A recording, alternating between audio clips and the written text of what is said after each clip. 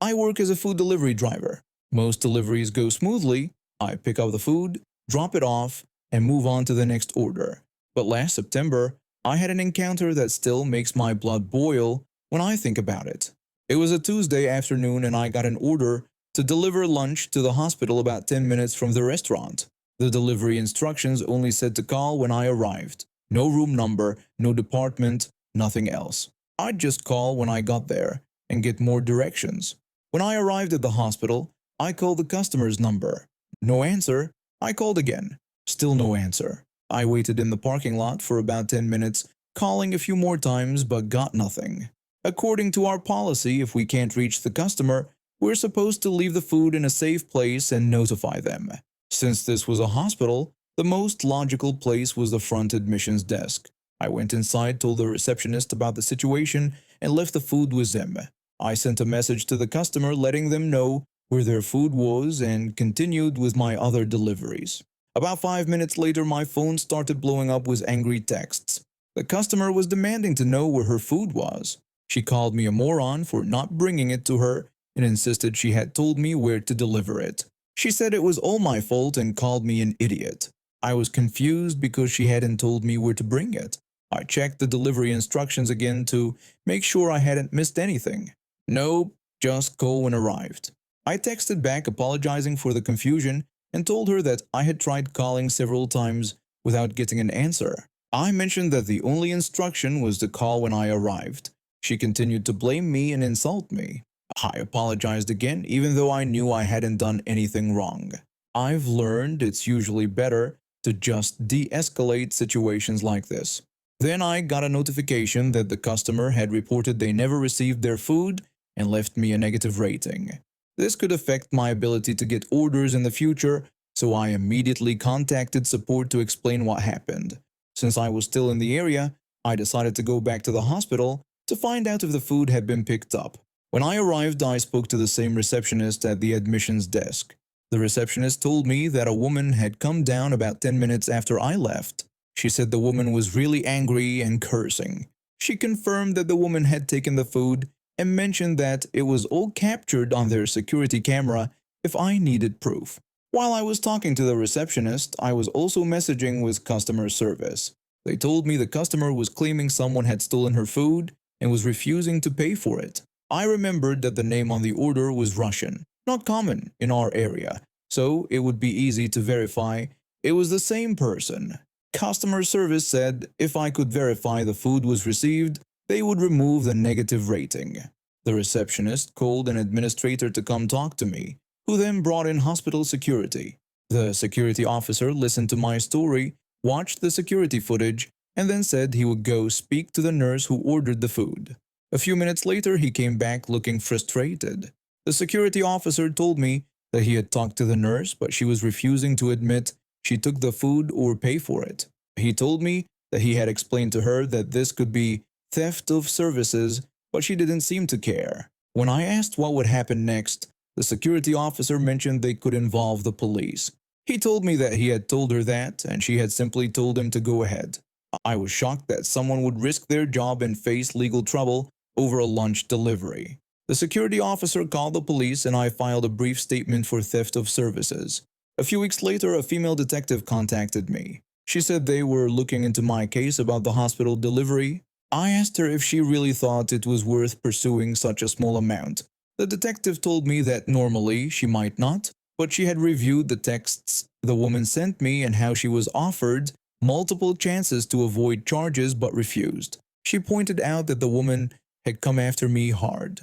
That made my mind up instantly. If she wanted to play hardball over a lunch delivery, fine. The detective told me she would try to contact the woman at her home first, but if she wasn't there, she'd arrest her at the hospital. The charges were misdemeanor fraud and something else I can't remember. Then months went by and I heard nothing. I figured it had been dropped or forgotten. But just this Tuesday, I received an email from the court asking for my address where they could send a restitution check. The woman had pled guilty. I never expected things to go this far over a simple food delivery, but I guess some people have to learn the hard way that their actions have results. I just hope she thinks twice before treating another delivery person like garbage. I work as a parcel courier for an international shipping company. The job has ups and downs, but I enjoy the freedom of being on the road and completing deliveries on time. Yesterday started like any other day. The weather was crisp but sunny, and I was making good time on my route. I was in a pretty great mood, playing music and checking packages off my list. That changed when I reached what I now call the intersection from hell. This street has a weird setup. On one side, you have homes mixed with businesses that have apartments above them. On the other side is a state highway with heavy traffic flowing on and off. It's one of the few entry points to the highway, unless you want to take a detour. The infrastructure is terrible, but everyone around here knows the rules to keep traffic moving. Yesterday was tricky because of heavy snowfall, making the narrow intersection even tighter. As I approached, I noticed a woman in a silver sedan stopped at the front of the left turn lane. At the same time, a semi-truck was trying to make a left turn onto the street to access the highway. This is where the entitlement started. The road was so narrow from snow piles that the semi couldn't complete his turn unless the sedan backed up. I could see the situation developing and knew what needed to happen. The truck driver began his turn thinking he was dealing with a reasonable person. He couldn't complete it because the sedan was in the way. Every driver behind her started backing up because people have places to be, and this truck needed to get through. There was about 15 feet of space behind her, plenty of room to reverse slightly and let everyone continue their day. What did she do? Nothing. About 15 seconds passed, and the semi-driver gave her a couple of honks. By this point, it was too late for him to back up or change course. His truck and trailer were blocking the entire intersection, and traffic was building up from both directions, people trying to exit the highway and others trying to get on. The truck driver honked again, longer this time, and then this woman put her car in park and started scrolling through her phone. I didn't need to turn at that intersection, and there was a way to maneuver around the semi when the light turned green. It was dangerous though because drivers turning left couldn't see us trying to pass. When I made it to the front, the light turned red, leaving me alongside the sedan. I got out of my delivery van, walked over, and knocked on her window. She looked up from her phone. I yelled at her through the glass that she needed to back up because the truck had nowhere to go. She kept her windows rolled up, but I could make out her response. She was insisting that she was there first, pointing at the ground as if that justified blocking an intersection. The semi-driver started inching closer to her car, trying to get her to back up, but she wouldn't move. I shouted again, explaining that the truck couldn't move anywhere and that traffic was completely blocked. She ignored me and went back to her phone. I looked up at the truck driver, shrugged, and threw my hands up to signal that this woman wasn't going to move. When the light turned green, I had to continue on my route. After making a few more deliveries, about 10 to 15 minutes later, I went back to check if the situation had been resolved. The traffic was completely clogged in all directions.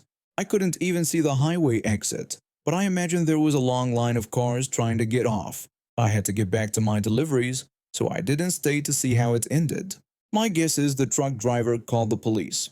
Part of me wishes I had needed to turn left at that intersection just to see the officers deal with her.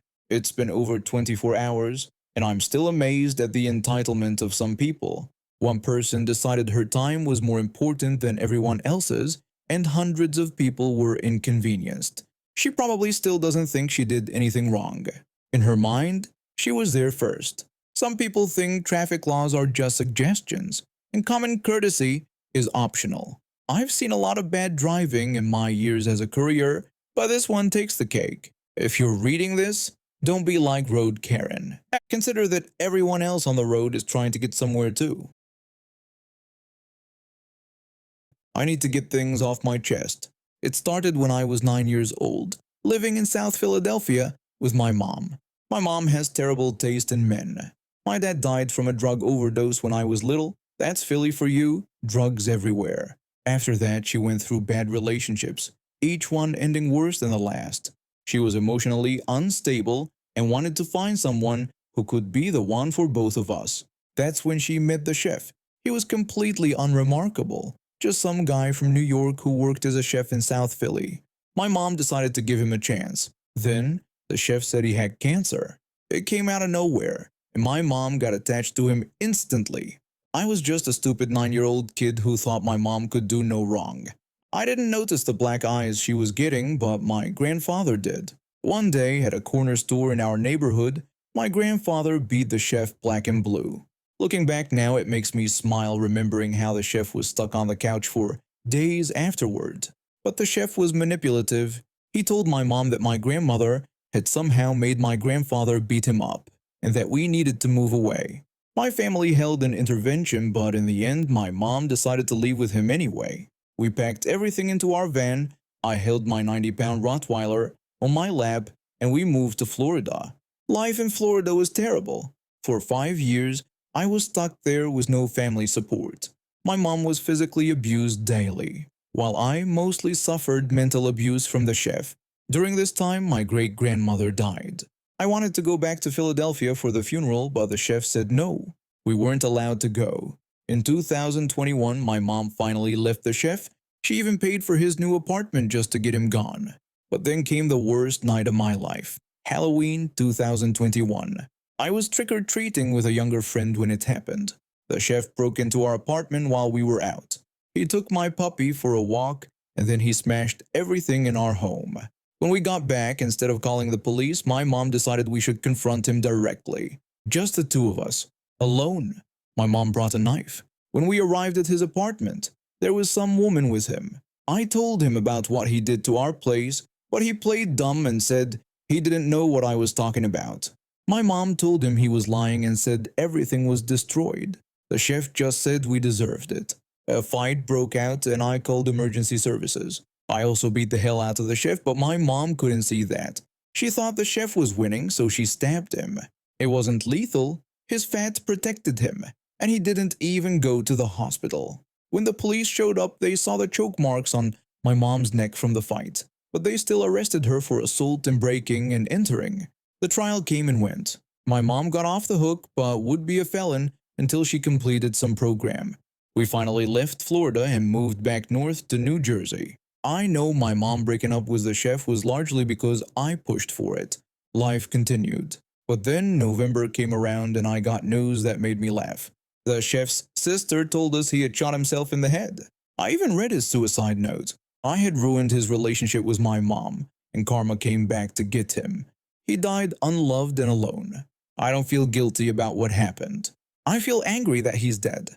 I would rather have him live as a homeless person with nothing. He took the easy way out with a bullet, but still, he's dead. So I get some comfort from that. My mother has mental health issues and was diagnosed incorrectly. She was taking medication that made her condition worse, not better. She's getting off her current medication and starting new medication soon. Things are looking up for us now that we're back north and away from that nightmare. That day at the grocery store changed everything. I work as an accountant at a small firm downtown. The job pays well enough, but the hours can be long, especially during tax season. That day had been rough. My boss had dumped a pile of urgent client files on my desk just as I was about to leave. By the time I finally got out, I was exhausted and just wanted to grab a few things from the store before heading home. It was one of those big supermarkets where you can get lost for hours. The fluorescent lights were giving me a headache, and the place was packed with after-work shoppers like me. All I wanted was to grab some microwave dinners, maybe a bottle of wine, and get out quickly. I was in the cereal aisle when I heard it. At first, it was just background noise, the kind you tune out in a busy store. But then the volume got louder, and I couldn't ignore it anymore. I heard a soft voice apologizing to someone. The person was saying they were sorry for accidentally bumping into a woman's shopping cart. I looked up and saw a person in a wheelchair, probably in their mid-30s, looking embarrassed. Their wheelchair had bumped into the cart of a woman standing a few feet away. It wasn't a big deal, the kind of minor collision that happens all the time in crowded stores. But this woman wasn't having it. She stood there, hands on her hips. The woman was screaming at the person in the wheelchair. She was asking if they knew how much the groceries cost and telling them they would have to pay for everything. She called them a careless brat. I stopped. The person in the wheelchair looked mortified, shrinking back. The woman kept pointing her finger in their face. Her voice echoed through the aisle, drawing stares from other shoppers, who quickly looked away and hurried past. Nobody was doing anything. People were just watching or pretending not to see. Something inside me snapped. I walked toward them. I told the woman to stop right now. I said there was no need to talk to this person like that. The woman turned to face me, her eyes wide. She asked me who I thought I was. She was taller than me by a few inches, with an expensive-looking handbag on her arm. I said I was someone who believes in treating others with kindness and respect. I told her she wasn't doing either of those things. The woman told me to mind my own business. She complained that the person had nearly destroyed her groceries and asked if I knew how much she had spent. I replied that I didn't care if she had spent her life savings. I told her nothing gives her the right to speak to another human being that way. By now, a small crowd had gathered. The person in the wheelchair looked uncomfortable. I told the woman to let it go because it was an accident, and they had already apologized. The woman's face got red. She took a step toward me, her finger pointed at my face. She started to tell me not to tell her what to do, asking again who I thought I was. She didn't finish her sentence. She lunged forward, maybe trying to intimidate me or push me. My self-defense classes kicked in. I stepped aside and my fist hit her jaw. One quick punch. She fell down, landing with a thud. She sat there, stunned, hand on her jaw. For a moment, nobody moved. Then everything happened at once. Someone shouted for the manager. A teenager pulled out their phone and started recording. A store employee rushed over. The store employee asked what happened and if everyone was okay. The woman on the floor found her voice. She shouted that I had hit her. She said to call the police and said she wanted me arrested. The person in the wheelchair spoke up. They said I had been protecting them. They told everyone that the woman had been yelling at them and then tried to attack me. By then, the manager had arrived. The manager asked everyone to stay calm and wanted to know what was happening. The woman got up, still holding her jaw. She said I had punched her for no reason. She repeated that she wanted me arrested. I explained what happened. I told him that she had been yelling at the person for accidentally bumping her cart, and when I stepped in, she tried to attack me. Other witnesses started backing up my version of events. The woman looked around, seeing she was outnumbered. She said the store was trash anyway, and that she would never shop there again. She tried to leave, but the manager blocked her path. The manager told her that she needed to stay. He said they had called security and that the police were coming. She asked why the police were coming. She said she was the victim. The police arrived a few minutes later. They took statements from everyone, including several witnesses who had seen everything. The woman kept changing her story, but with so many witnesses contradicting her, it didn't work. One of the officers came to me after taking my statement. The officer told me that based on the witness statements, I was acting in self-defense. He said they weren't charging me with anything, but the woman was getting cited for disorderly conduct. The woman was taken out of the store, still protesting. As things calmed down, I turned to the person in the wheelchair. I asked if they were okay. They thanked me. They said they didn't know what would have happened if I hadn't been there. They said no one else had been willing to step in. I told them I couldn't just watch. I said no one deserves to be treated that way. They said most people do just watch because they don't want to get involved. They told me what I did meant a lot to them. We talked for a few more minutes. They told me this wasn't the first time they'd faced abuse because of their disability, but it was the first time a stranger had defended them. By the next morning, the video of the incident had spread across social media. Local news picked it up, and I was getting messages from friends and family who had seen me on TV. Most people were supportive, calling me brave for standing up to a bully. A few criticized me for hitting her, but they weren't there. They didn't see how she came at me. The store sent me a gift basket with a note thanking me for protecting their customer, which was ironic since they hadn't helped at the time. I donated it to a local shelter. I still shop at that store sometimes. The employees recognize me now, and the manager nods when he sees me. I've run into the person in the wheelchair a couple of times too. We smile and talk briefly. They're doing well. As for the woman, I heard she tried to sue me, but no lawyer would take her case with all the witness testimony and video evidence against her. I don't consider myself a hero. I just did what anyone should do when they see someone being mistreated. The world would be better if we all looked out for each other like that.